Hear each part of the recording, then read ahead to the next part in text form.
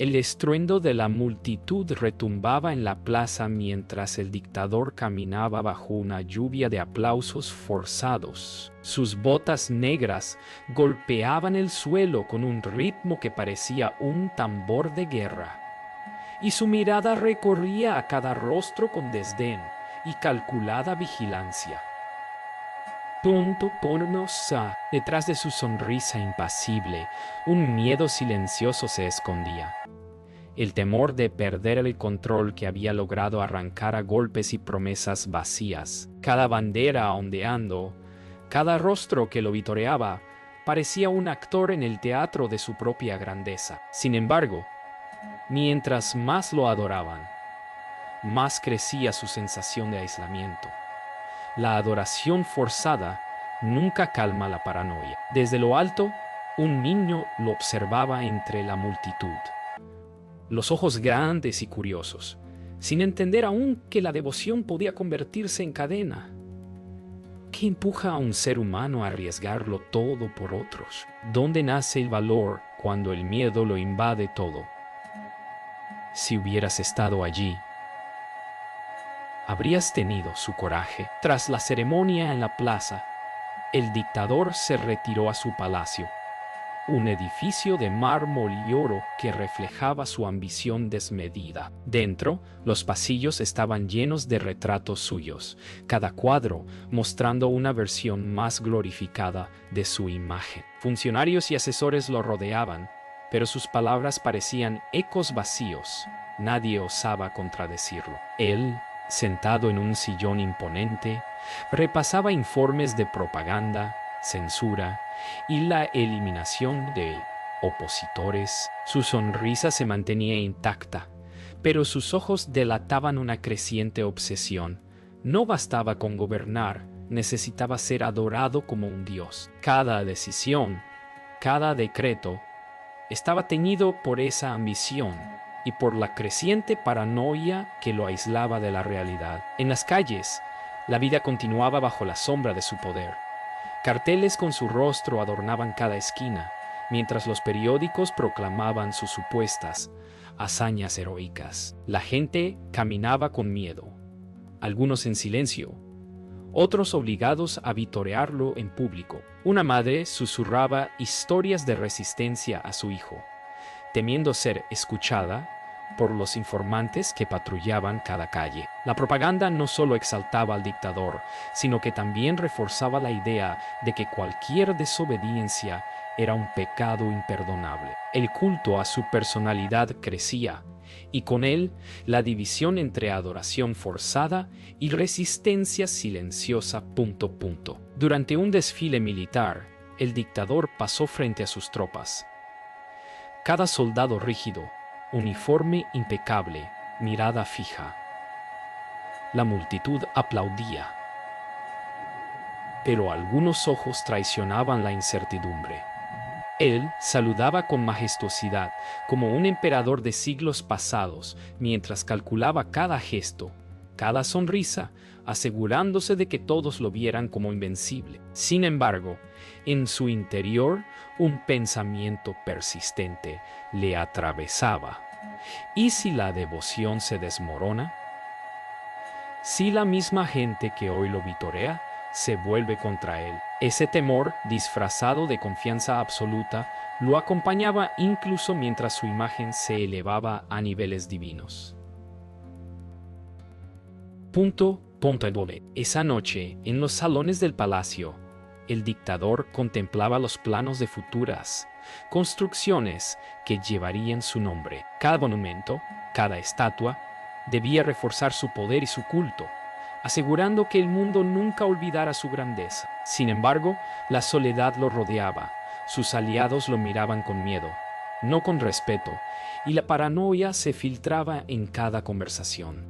Mientras trazaba los nombres de nuevas avenidas y plazas, un suspiro escapó de sus labios.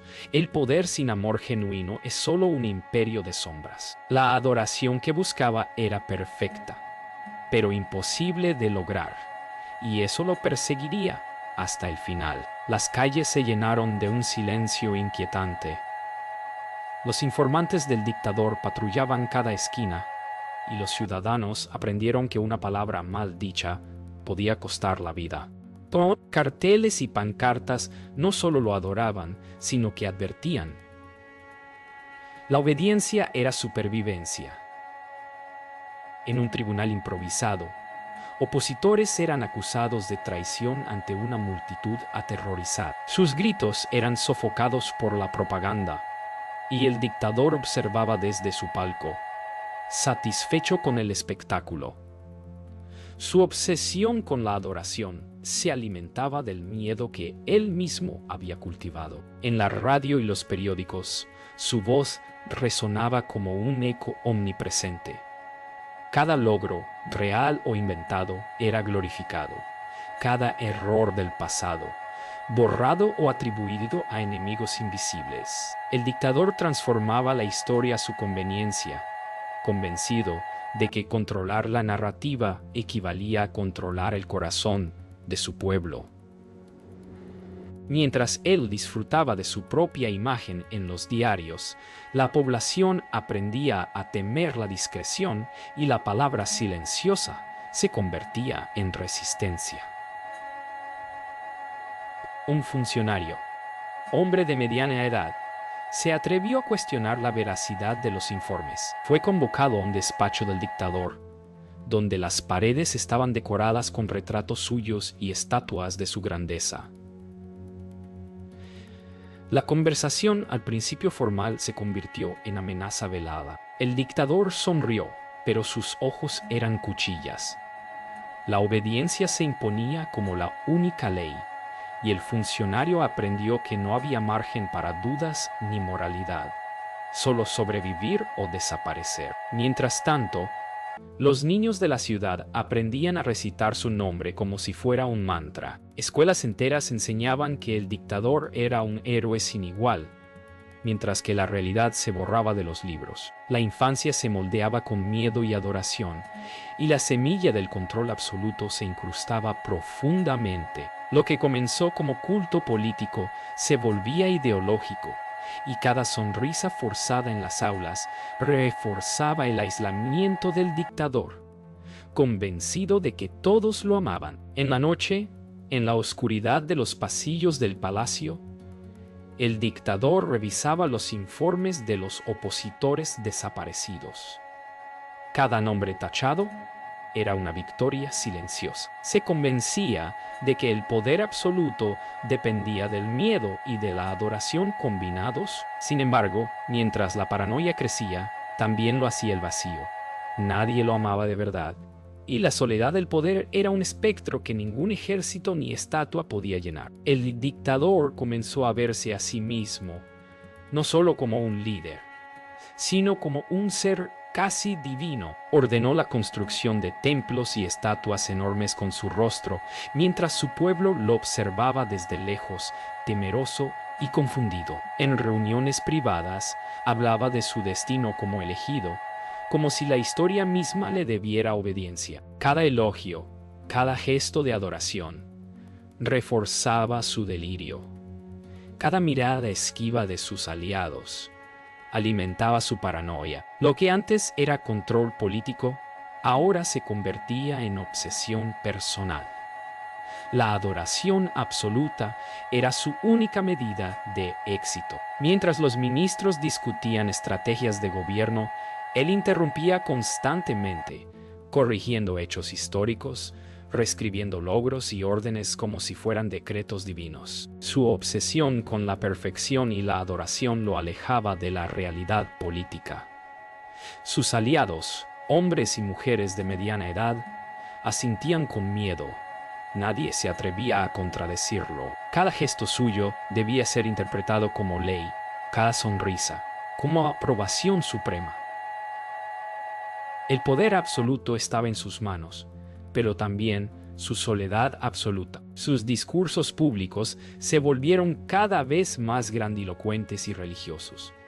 Afirmaba que su voluntad era la de la nación y la de los dioses combinados. El pueblo, obligado a vitorearlo, comenzaba a murmurar entre ellos, confundidos y temerosos. La adoración se transformaba en ritual, y cada gesto de la población reforzaba la ilusión del dictador. Él era invencible, eterno, divino, pero la paranoia que acompañaba a su divinización crecía. Cada silencio, cada mirada evasiva, parecía un signo de traición. Por la noche, en la soledad de sus cámaras, revisaba los planes para su propio culto, imaginando procesiones, ceremonias y rituales que perpetuaran su adoración por generaciones. Sus sueños estaban llenos de multitudes que lo aclamaban, mientras la realidad del miedo que inspiraba se desvanecía. Su aislamiento mental era profundo. Incluso sus aliados más cercanos eran percibidos como posibles traidores. El dictador ya no gobernaba un país, gobernaba una fantasía donde él era Dios y el mundo le debía reverencia. El aislamiento comenzó a afectar su juicio. Órdenes contradictorias se multiplicaban. La paranoia impregnaba cada decisión, y la percepción de enemigos imaginarios aumentaba. La adoración que buscaba se mezclaba con miedo real, y cada gesto de obediencia forzada lo convencía de su divinidad. Sin embargo, el vacío de cariño genuino lo acechaba. En la búsqueda de ser amado como un dios, había construido un imperio de sombras, donde la lealtad verdadera era imposible y la soledad era inevitable. En el corazón de la ciudad, pequeños grupos comenzaron a reunirse en secreto. Había susurros de resistencia, mensajes escritos a escondidas y miradas que el dictador no podía controlar. Aunque su propaganda cubría cada muro, la desobediencia silenciosa crecía. Los conspiradores sabían que un paso en falso significaba la muerte, pero la desesperación y la injusticia eran más fuertes que el miedo. La sombra del poder absoluto comenzaba a ser desafiada por la valentía del pueblo. Dentro del palacio, los aliados del dictador empezaban a cuestionar su juicio. Informes contradictorios, errores en la administración y decisiones arbitrarias minaban la confianza. El miedo aún los mantenía leales, pero surgían tensiones internas. Algunos miraban la posibilidad de conspirar. Otros temían represalias. El aislamiento del dictador, combinado con su paranoia, comenzaba a erosionar los cimientos de su poder panto. La economía comenzaba a fallar, y las noticias de escasez llegaban a todos los rincones. La población, aunque temerosa, comenzaba a murmurar y a desafiar la narrativa oficial. Pequeños actos de resistencia, panfletos ocultos, mercados negros, reuniones clandestinas, crecían como raíces que buscaban romper la corteza de un poder aparentemente invencible. Cada susurro era una chispa, cada mirada de duda un desafío silencioso al culto divino del dictador. En sus salones dorados, el dictador revisaba informes sobre disturbios menores, convencido de que eran ataques aislados de enemigos externos. Y no percibía que la insatisfacción crecía dentro de su propia población y entre sus aliados más cercanos. La adoración forzada ya no era suficiente para silenciar la creciente rebelión, y la paranoia aumentaba. Cada mensaje, cada gesto podía ser una traición. La divinidad que él creía poseer comenzaba a resquebrajarse frente a la humanidad del pueblo. Una noche, en un callejón apartado, un joven conspirador escribió un mensaje secreto en la pared. La tiranía caerá. La tinta fresca brillaba bajo la luz tenue. Un símbolo de desafío que, aunque pequeño, era poderoso. La rebelión comenzaba a tomar forma, silenciosa pero firme. Mientras el dictador soñaba con templos y estatuas que lo inmortalizaran, su pueblo empezaba a recuperar la esperanza de libertad, preparando un enfrentamiento inevitable. El dictador comenzó a recibir noticias de protestas masivas y revueltas en varias ciudades. Sus aliados más cercanos, hombres y mujeres que antes obedecían por miedo, ahora dudaban. Los rumores de traición corrían rápido por los pasillos del palacio. Cada informe era recibido con paranoia y gritos. La ilusión de control absoluto se desmoronaba lentamente. Lo que antes era poder, ahora se sentía como arenas movedizas, y cada decisión errática lo hundía más en la desesperación. En las calles, los ciudadanos, liderados por jóvenes valientes, comenzaron a enfrentarse abiertamente a los soldados. La propaganda ya no era suficiente para silenciar la ira colectiva. Los símbolos de adoración al dictador eran derribados y quemados. La violencia se mezclaba con la esperanza. Cada bandera destruida era un paso hacia la libertad. La caída del mito divino del dictador se volvía inevitable, y la ciudad vibraba con el rugido de la rebelión. Dentro del palacio, las conspiraciones internas alcanzaban su punto crítico.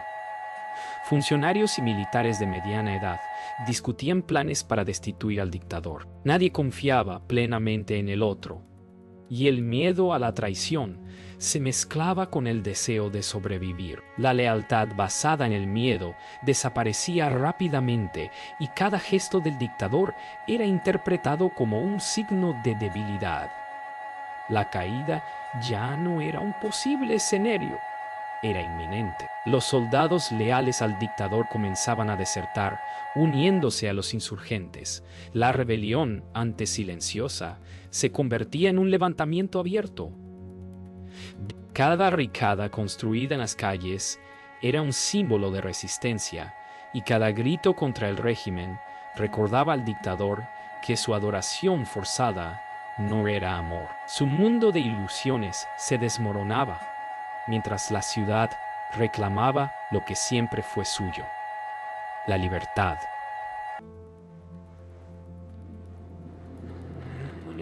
El dictador se refugió en sus cámaras privadas, rodeado de estatuas y retratos que antes simbolizaban su grandeza. La paranoia lo devoraba. Cada sombra parecía un enemigo, cada ruido un complot. Afuera, la ciudad ardía en rebelión, y su culto a la divinidad se había desmoronado. La soledad y el miedo absoluto lo encerraban en su palacio, consciente de que el pueblo que una vez lo veneró estaba a punto de enterrarlo, tanto figurativa como literalmente. La ciudad estaba tomada por la rebelión. Las barricadas bloqueaban las calles principales, y el dictador desde su palacio veía cómo el control absoluto que tanto había anhelado se desmoronaba. Cada edificio en llamas, cada grito de victoria, era un recordatorio de que su culto a la divinidad había sido una ilusión. Sus aliados más cercanos desaparecían o se unían a los insurgentes. Por primera vez, el miedo que él había usado como arma se volvió en su contra, y la realidad se imponía con brutal claridad. En un intento desesperado, envió a sus soldados restantes a sofocar la rebelión. Pero la lealtad se había roto. Muchos desertaron o fueron superados en número. La violencia estallaba por doquier, y la ciudad parecía un hervidero de justicia vengativa. Cada avance del dictador se encontraba con resistencia organizada, demostrando que el pueblo, antes temeroso, ahora tenía el poder de decidir su destino. El dictador se refugió en su palacio, cada paso vigilado por sus traidores y desertores. Los muros que antes simbolizaban su invencibilidad, ahora eran una prisión. Afuera, la multitud crecía, y los gritos de venganza se convertían en un rugido imparable. Cada retrato y estatua de su grandeza se encontraba bajo amenaza. La adoración forzada se había transformado en odio, y la divinidad que él había reclamado se evaporaba ante la fuerza de la gente. En un enfrentamiento final, los insurgentes lograron abrir las puertas del palacio. La multitud ingresó, y el dictador fue confrontado cara a cara por quienes alguna vez lo vitorearon. La rabia contenida durante años se volcó, y su figura imponente, que durante décadas había inspirado miedo, ahora era vulnerable y humana. En ese momento comprendió que el poder basado en terror y adoración falsa nunca es duradero, y que la historia juzgaría su ambición sin piedad. El dictador fue capturado y llevado al centro de la ciudad. Allí, entre gritos y lágrimas, fue despojado de todo símbolo de grandeza: medallas, uniformes, estatuas y retratos. La multitud que lo había temido y venerado durante años, ahora lo enterraba en la humillación más absoluta. Su obsesión por ser amado como un dios se convirtió en el símbolo de su derrota. El poder, el miedo y la adoración forzada no pudieron protegerlo. La ciudad respiró por primera vez libre, mientras el dictador se enfrentaba a la fría realidad de su caída. El dictador fue llevado a la plaza central de la ciudad, donde años antes había sido aclamado como un dios. Ahora la multitud lo rodeaba con miradas de odio y desprecio. Cada paso que daba estaba lleno de humillación, y los símbolos de su grandeza eran retirados a la fuerza. A la fuerza tan comida. La historia que él había intentado controlar se reescribía en ese instante. Su poder se había esfumado y la reverencia que buscaba era reemplazada por justicia. En medio del caos, entendió finalmente que el amor forzado nunca es amor, y que el temor no asegura lealtad eterna. En un acto simbólico, la multitud derribó las estatuas que lo glorificaban. Fragmentos de mármol y bronce cayeron al suelo, mientras el dictador observaba impotente. Cada caída era un recordatorio de su fracaso, y cada pedazo destruido representaba la liberación de quienes habían vivido bajo su tiranía. La adoración divina que había buscado nunca existió. Lo único que permanecía era la memoria de su ambición desmedida y de la resistencia del pueblo. El dictador fue finalmente llevado a un lugar apartado donde sería enterrado. La tierra cubrió su cuerpo mientras el pueblo observaba, no con lágrimas de lamento, sino con la fría justicia de quienes habían sobrevivido a su opresión. La divinidad que había buscado había sido un espejismo, y el poder absoluto había terminado enterrado bajo la tierra que una vez gobernó con miedo. En silencio, la ciudad respiraba y reconstruía la esperanza que él había intentado destruir.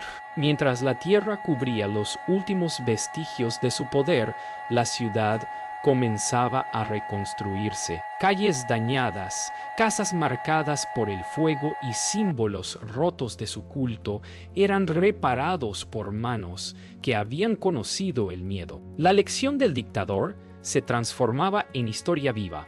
Ningún poder basado en miedo y adoración falsa perdura, y la verdadera fuerza reside en la justicia y la unidad del pueblo. El sol se alzaba sobre la ciudad liberada, iluminando plazas, calles y casas reconstruidas. La memoria del dictador enterrado servía como advertencia.